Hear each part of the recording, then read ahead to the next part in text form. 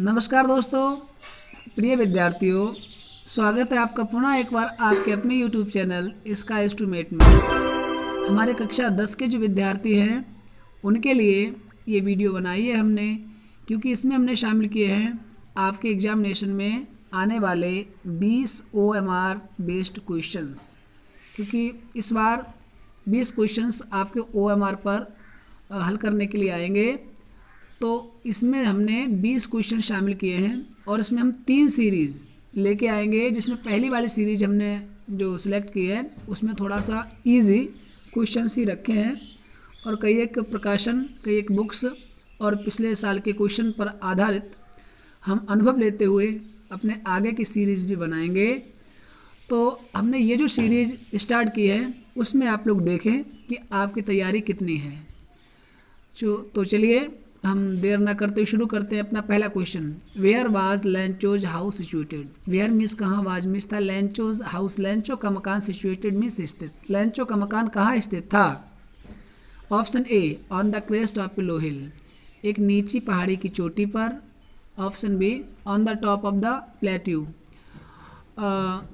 एक पठार के चोटी पर। इन ए सिटी, एक शहर में। एट बॉटम ऑफ द हिल, या फिर पहाड़ी के निचले भाग में। विद्यार्थियों, अगर आपने चुना ऑप्शन ए तो आपका आंसर बिल्कुल ठीक है, क्योंकि ये निचली पहाड़ी की चोटी पर स्थित था। चलिए क्वेश्चन दूसरा। What did लैंचो think of the post office employees. What means क्या डिड लैंचो ने थिंक मीन्स सोचा, ऑफ मीन्स बारे में, the post office employees post office के कर्मचारियों के। लैंचो ने पोस्ट ऑफिस के कर्मचारियों के बारे में क्या सोचा?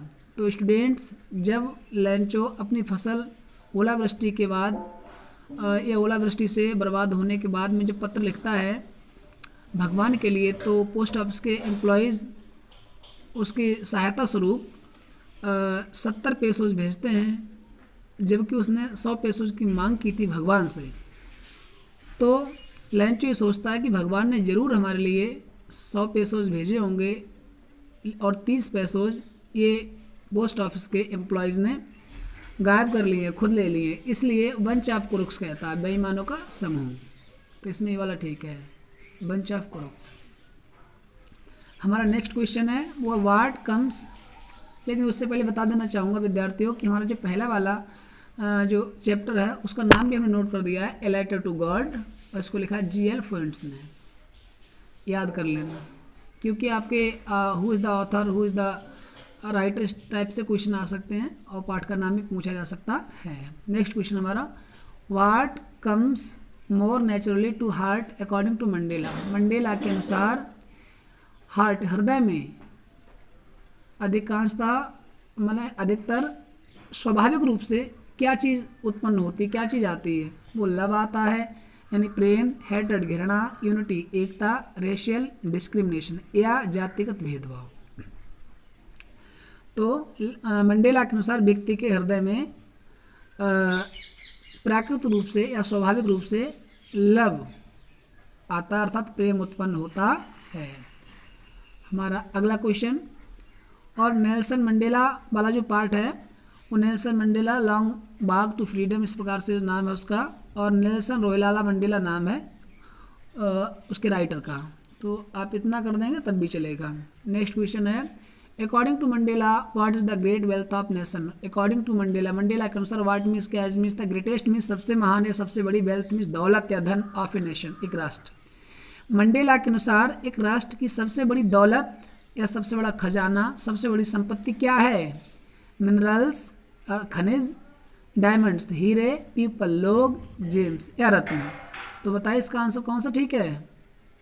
जी हाँ, अगर आपने चुना ऑप्शन सी तो आपका आंसर बिल्कुल ठीक है। मंडेला के अनुसार किसी राष्ट्र की सबसे बड़ी जो दौलत, संपत्ति, खजाना होते हैं वो उसके पीपल अर्थात लोग होते हैं।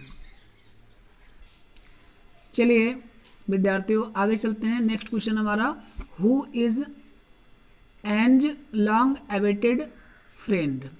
हु मीन्स कौन, एंज, एन की लॉन्ग अवेटेड, बहुत ही प्रतीक्षारत या काफ़ी लंबे समय तक साथ रहने वाली फ्रेंड कौन है?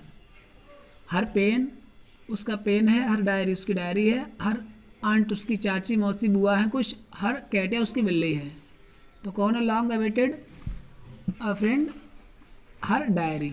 अगर आपने चुना ऑप्शन बी तो आपका आंसर ठीक है। और एन फ्रैंक वाला जो चैप्टर है उसके जो राइटर हैं वो एन फ्रैंक ही हैं। नेक्स्ट है हमारा क्वेश्चन नंबर 6।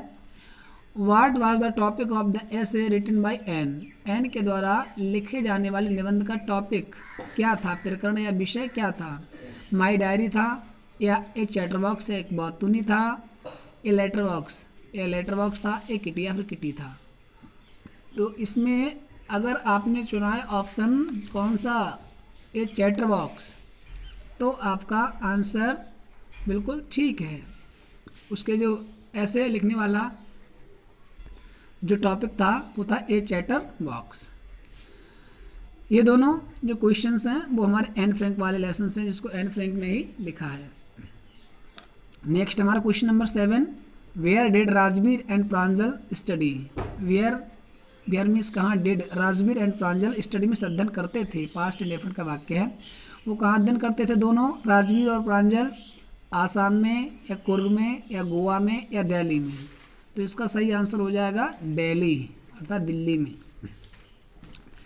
स्टूडेंट्स हम स्पीड को थोड़ा सा जल्दी ही रख रहे हैं ताकि ज़्यादा समय ना हो, आपका रिविजन और भी कराया जा सके। आशा करते हैं आप समझ रहे होंगे। फिर भी अगर आपके लिए किसी प्रकार की कोई कन्फ्यूज़न या आप कोई बदलाव चाहते हैं तो कमेंट बॉक्स में हमें सुझाव दें। आपके सुझाव, आपकी सलाह हमें स्वीकार्य है और स्वागत है। ये जो हमारा क्वेश्चन है बच्चों राजबीर एंड प्रांजल वाला, ये ग्लिम्प्स ऑफ इंडिया जो चैप्टर है उसके भी 3 पार्ट हैं। तो लास्ट वाला एक पार्ट है टी फ्रॉम आसाम, इसको लिखा है अरूप कुमार दत्ता ने। ये वाला क्वेश्चन उससे हो गया। नेक्स्ट है व्हाट डिड वल्ली विश? वल्ली की इच्छा क्या थी? वल्ली नाम की एक लड़की है, उसकी इच्छा क्या थी? बस राइड, बस पे चढ़ने की, साइकिल राइड, साइकिल पे चढ़ने की, हॉर्स राइड, घुड़सवारी करने की, कार राइड या कार में सवारी करने की। तो इसमें कौन सा ऑप्शन ठीक है? अगर आपने चुना ऑप्शन ए तो आपका आंसर बिल्कुल ठीक है, बस राइड होगा इसमें। नेक्स्ट है व्हाट वाज वल्लीज एज? वल्ली की एज क्या थी, उम्र क्या थी? वल्ली की उम्र 7 साल, 8 साल, 10 साल या 12 साल? अगर आपने चुना ऑप्शन बी तो आपका आंसर बिल्कुल ठीक है। वल्ली की जो उम्र थी वो क्या थी, वो 8 ईयर अर्थात 8 साल थी। Next question after how many days did Buddha get enlightened? कितने दिनों के बाद बुद्धा को ज्ञान की प्राप्ति हुई? इनलाइटमेंट ज्ञान, प्रकाश। इसका ऑप्शन हो जाएगा 7 डेज। इसमें अगर आपने चुना ये वाला ऑप्शन तो आपका ठीक है। ये हमारा जो चैप्टर का नाम है वो है द सरमन एट बनारस और लिखा है बेटी रेंशा ने, बेटी रेंशा। मैडम राइड्स द बस, ये इस वाले चैप्टर का नाम था जिसको लिखा है वल्ली कन्नन ने, और ऊपर वाला मैं बता चुका हूँ। आपके लिए अगर याद ना रहा हो तो उसमें निशान लगा देता हूँ। इसमें ऑप्शन ये वाला ठीक है, इसमें ये वाला ठीक है और इसमें ये वाला ठीक है, इसमें ये वाला राइट आंसर है, बाकी में लगा दिए हैं। आगे बढ़ने से पहले मैं कुछ और लाइन बोलूँगा विद्यार्थियों। आप अपना भविष्य तय नहीं कर सकते, आप अपना भविष्य नहीं बदल सकते, लेकिन आप अपनी आदतों को अवश्य बदल सकते हैं। और यकीन मानिए कि ये आदतें ही आपका भविष्य बदल देंगी। तो हम और आप दोनों लोग आदतों को बदलते हुए अपने कार्य की तरफ पुनः। तो क्वेश्चन 11 हमारा the crow and hemlock tree symbolise. Crow and hemlock tree, जो क्रो है कौआ एंड हेमलॉक ट्री जो धतूरे का पेड़ है वो काय का प्रतीक है? सौरो, दुख का, या जॉय या खुशी का, सेलिब्रेशन या उत्सव या समारोह का, मनाए जाने का, या डेथ है मृत्यु का? तो इसका आंसर हो जाएगा, वो हो जाएगा sorrow. Question number 12 what is the meaning of perish? Perish का अर्थ क्या होता है? ब्लूम, खिलना, राइज, उगना, डाई, मरना, या ग्लो, चमकना? तो इसका अर्थ होता है बच्चों डाई। डाई मीन्स मरना, समाप्त होना। और हमारे ये दोनों ही क्वेश्चन 11 और 12 ये दोनों ही रॉबर्ट फ्रॉस्ट जो पोइट है, अमेरिकन पोइट, उनके द्वारा लिखित रचित 2 पोएम से ये क्वेश्चन लिए गए हैं। पहला वाला डस्ट ऑफ स्नो से, दूसरा फायर एंड आइस से। चलिए आगे बढ़ते हैं। Question number 13 what does the tiger hunt near the water hole. Water hole के पास में जो टाइगर है वो किसका हंट कर रहा है, किसको शिकार कर रहा है? शीप भेड़ के लिए, डियर हिरन के लिए, लायन शेर के लिए, ऑल ऑफ दीज या सभी का। तो हमारी पोएम के अनुसार जो पोएम में दिया गया है उसमें नाम है डियर का। चलिए आगे बढ़ते हैं। और हाँ, इस वाली पोएम का नाम है टाइगर इन द जू, इसको लिखा है लेस्ली नॉरिस ने। आशा करते हैं आप इतनी चीज़ समझ गए होंगे। अगर आपको कवर नहीं हुआ एक बार में तो 2 बार आप वीडियो देखें, मुझे उम्मीद है कि आप इसको कवर कर पाएंगे और आप उसको याद रख भी पाएंगे। नेक्स्ट है how does the speaker describe Amanda. जो हाउ डज किस प्रकार से स्पीकर मीन्स वक्ता डिस्क्राइब वर्णन करता अमांडा का। अमांडा का वर्णन वो कैसे करता है कि वो सल्किंग है या मूडी है या बोथ ए एंड बी दोनों या दोनों प्रकार की है। तो इसमें बच्चों सल्किंग और मूडी दोनों ही इसमें बताया गया है। उसके जो क्वालिटीज बताएंगे अमांडा के, उसमें सल्किंग और मूडी दोनों। बताना चाहूँगा रॉबर्ट क्लेन ने इसको लिखा है, सॉरी रॉबिन क्लेन है, रॉबर्ट क्लेन नहीं है। नेक्स्ट क्वेश्चन हमारा, what do humans do that animals don't. ये वाल्ट विटमैन एक बहुत ही अच्छे राइटर हुए हैं जिनको कि मैंने काफ़ी पसंद किया है, पढ़ा है। इनकी पोएम है एनिमल्स। इसमें वो कहते हैं व्हाट डू ह्यूमन्स डू, कि व्यक्ति क्या काम करते हैं, इंसान क्या काम करते हैं, दैट एनिमल्स डोंट, जिसको जानवर लोग पशु लोग नहीं करते हैं। वो ग्रीड है, लालच है, जीलस ईर्षा है, रेस्टलेस बेचैनी है, ऑल ऑफ दीज या फिर ये सभी है। तो ये सभी है। Next question, what are the trees compare to. What means किससे, आर द ट्रीज पेड़ों की कंपेयर टू तुलना की गई है, इंसेक्ट्स कीड़ों से, न्यूली डिस्चार्ज पेशेंट नए डिस्चार्ज किए गए पेशेंट मरीजों से, या बर्ड्स या पक्षियों से, या चिल्ड्रन या बच्चों से। तो अगर आपने चुना ऑप्शन बी तो आपका ये वाला ठीक है, न्यूली डिस्चार्ज पेशेंट। बच्चों आगे बढ़ते हैं और क्वेश्चन नंबर 17 पे आते हैं। ये 17 हमारा क्वेश्चन है, that is the fogs movement is. जो फॉग मीन्स क्या होता है, कोहरा, जो कि इन दिनों में आपके लिए काफ़ी देखने को मिलता होगा। द फॉग्स मूवमेंट इज, कोहरे की जो मूवमेंट गति है वो कैसी है, फास्ट तेज है, नॉर्मल या सामान्य है, स्लो या धीमी है, NOT या नन ऑफ दीज या इनमें से कोई नहीं। तो उसका जो आंसर होगा वो होगा स्लो, अर्थात धीमी है। नेक्स्ट हमारा हु वाज ट्रिकी। ट्रिकी कौन था, बहुत ही सिंपल क्वेश्चंस। हमारा ये पहला जो चैप्टर है सप्लीमेंट्री का, उसका पहला हमारा क्विज है, हु वाज ट्रिकी। ट्रिकी कौन था, ए कैट का नाम है, ए डॉग है कुत्ता है, ए मंकी बंदर है, ए चाइल्ड है बच्चा है। तो अगर आपने चुना ऑप्शन कौन सा, डी सॉरी डॉग वाला, ऑप्शन बी, तो आपका आंसर बिल्कुल ठीक है, क्योंकि ट्रिकी जो नाम था वो पंपरे जो वो है श्रीमती जी, उनके कुत्ते का नाम है ए डॉग। ट्रिकी वाले का जो ट्रिकी नाम वो डॉग का है। बताना चाहूँगा कि ट्रायम्फ ऑफ सर्जरी इस चैप्टर का नाम है और लिखा है जेम्स हैरियट ने। ऊपर जो पोएम अभी हमने बताया था, पोएम का जो क्वेश्चन था फॉग, और फॉग वाले जो पोएम के पोइट हैं वो है कार्ल सैंडबर्ग। चलिए आगे बढ़ते हैं। अनिल वाज, अनिल कौन था, आपने पढ़ा होगा एक चैप्टर जिसमें कहानी है, कहानी का नाम द थीव्स स्टोरी, जिसको लिखा रस्किन बॉन्ड ने। तो रस्किन बॉन्ड वाला जो हमारा चैप्टर है उसमें अनिल कौन है, अनिल एक व्यक्ति है, 2 व्यक्तियों की कहानी है, एक चोर है। चलिए उसको तो हम बाद में बताते हैं, फिलहाल क्वेश्चन में आते हैं। अनिल वाज, अनिल की उम्र कितनी थी, 15 year old, 30 year old, 25 years old और 40 ईयर्स। इसमें आंसर अगर आपने चुना है कौन सा, अपना बताएं कौन सा है। जी हाँ, आपका आंसर ये वाला ठीक है, 25 ईयर्स ओल्ड। नेक्स्ट है what type of man was Griffin. Griffin किस प्रकार का व्यक्ति था, लॉलेस पर्सन, एक कानून भंग करने वाला व्यक्ति था, ब्रिलियंट साइंटिस्ट, एक बुद्धिमान वैज्ञानिक था, बोथ ए एंड बी दोनों ही प्रकार का था, ऐसा भी NOT है या इनमें से कोई नहीं। तो बच्चों वो कानून का उल्लंघन करने वाला व्यक्ति भी था और वैज्ञानिक भी था, बुद्धिमान वैज्ञानिक, जिसने कुछ ऐसी ड्रग्स, ऐसी दवाओं की खोज की थी जिनको यूज़ करने के बाद में व्यक्ति कैसा हो जाता था, अदृश्य, वो किसी को दिखाई नहीं देता था अगर वो अपने बॉडी से अपने कपड़ों को हटाता चला जाता तो।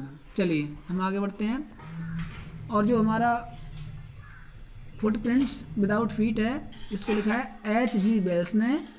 इसमें से ग्रिफिन वाला हमारा क्वेश्चन था। नेक्स्ट क्वेश्चन हमारा, एवराइट वाज बॉर्न इन। एवराइट का जन्म हुआ था कहाँ? लिवरपूल में या लंदन में या रीडिंग में या ऑक्सफोर्ड में। तो बच्चों बताना चाहूँगा इसका हमारा सही आंसर है रीडिंग। और ये वाला क्वेश्चन पिछले वर्ष एग्जाम में आया भी था, याद कर लें, इस बार भी आ सकता है। नेक्स्ट है मटिल्डाज हस्बैंड वाज। जो मटिल्डा जो नेकलेस वाला हमारा चैप्टर है गाइडी मॉपसेंट के द्वारा लिखा हुआ, तो उसमें मटिल्डा का जो हस्बैंड है वो मिनिस्टर मंत्री होता है, एक डॉक्टर होता है, एक ऑफिसर होता है, या एक छोटा सा क्लर्क होता है। बताइए कौन होता है? जी हाँ, पेटी क्लर्क, एक छोटा क्लर्क होता है। तो बच्चों हमने जो 30 क्वेश्चन शामिल किए थे उसमें आखिरी पेज पर हम आ चुके हैं, और बने रहिए। ये भोली वाला जो पार्ट है हमारा लास्ट, जिसको K.A. अब्बास ने लिखा है सप्लीमेंट्री में, उस पार्ट से हमारा क्वेश्चन है what was Bholi's real name. कि भोली का रियल नेम क्या था, असली नाम? प्रिया था या बल्ली था या सुलेखा था या रीता था? बताइए भोली का रियल नेम क्या था? जी हाँ, अगर आपने चुना ऑप्शन सी सुलेखा तो आपका आंसर बिल्कुल ठीक है। हु केम टू मैरी भोली, इसी वाले चैप्टर से दूसरा क्वेश्चन हमने लिया है। हु केम, कौन आया टू मैरी भोली, भोली से शादी करने के लिए कौन आया? प्रेमनाथ आए, दीनानाथ आए, हरिनाथ आए या विशंबरनाथ आए? दिमाग लगाइए, है नाथ ही सब। अगर आपने चुना ऑप्शन डी तो आपका आंसर बिल्कुल ठीक है, विशंबरनाथ। बच्चों ये हमने क्वेश्चन लिए थे, 24 क्वेश्चन आपके लिटरेचर अर्थात किताब से रिलेटेड हैं, और नीचे क्वेश्चन हमने रखे हैं आपके ग्रामेटिक पोर्शन से, जिसमें आप ग्रामर बेस्ड क्वेश्चन भी आते हैं उन्हीं 20 में। तो इसमें हमारा जो पहला क्वेश्चन है वो है देयर, और ये खालिस्तान है, some books on the table.